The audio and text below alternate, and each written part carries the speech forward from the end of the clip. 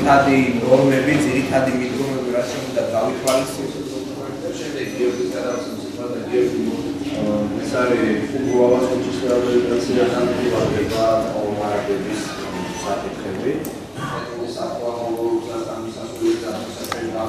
ჩვენ ვიხილავთ ყველა პროექტს და პროგრამას, რომელიც 2014 წელს უნდა განხორციელდეს სამეგრელოს ზემო სვანეთის რეგიონში. აქ საუბარია ჩვენი სამინისტროს ხაზით განსახორციელებელ პროექტებზე, ისევე როგორც რეგიონების ფონდით მუნიციპალიტეტებისთვის გამოყოფილი დაფინანსების ფარგლებში განსახორციელებელ პროექტებზე. ნაწილი ამ პროექტების არის გარდამავალი 2013 წლიდან 2015 წელს და გვექნება საუბარი და ვისაუბრებთ როგორ შეიძლება და რა ტემპებით უნდა განხორციელდეს ეს პროექტები. ვისაუბრებთ ხარისხთან დაკავშირებულ საკითხებზე და განსაკუთრებით მნიშვნელოვანია ის, რომ პროექტები დროულად განვახორციელოთ, ხარისხიანად გავაკეთოთ იმისათვის, რომ ის რაც გვაქვს ინიცირებული და ის რაზეც ასე ვთქვათ საზოგადოების მხრიდან არსებობს მოლოდინი, ეს ყველაფერი დავასრულოთ. რა შეეხება პროექტებს, რომელიც სამეგრელოს ზემო სვანეთის რეგიონში მიდის განხორციელება, მან უმეტესი ნაწილი ადგილობრივი მოსახლეობას აკეთებს, მაგრამ ნაპირ სამართლის სამუშაოები, რომლებიც არის იქ პრაქტიკულად 95% ადგილობრივი მოსახლეობა, რეგიონის მოსახლეობა დასაქმებული და საშუალო ხალხი 1000-დან 1500 ლარამდე. ჩვენ ეხლა ანაკლიაში არ ყოფილთ დიდი ხანია და აგინარდიათ და სამუშაოები ტარდება.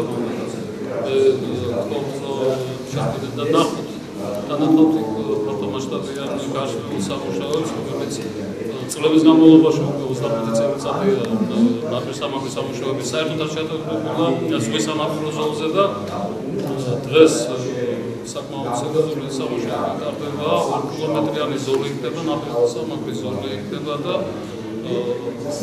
რა თქმა უნდა სოციალურადაც ის ოჯახები, რომლებიც ეს ადამიანები დასაქმებულები არიან, ყველანი დღეს ვიყავით და მინისტრმა დაათვალიერა ყველა ეს სამუშაოები, ნაპირ სამართლის სამუშაოების მიმდევრობა როგორი მიდის, ზუგდიდი ანაკლის გზის ხიდების დაიბების შეკეთება, ასევე დაათვალიერა კოკიფურჩის მონაკვეთის გზას და საუბარი იყო იმ პროექტებზე, რომელიც მარტის ბოლომდე და შემდეგ იმას სასამართლოა, რომ რეგიონალური სამსახურის სამინისტრო ასეთ განსაზღვრებას რო აკეთებს, მივესალმებით ამას უდიდეს საზოგადოებამ და ჩვენ მქონდა მაწუხებდა ყოველთვის ისეთ, რომ საზოგადოებას აწუხებდა.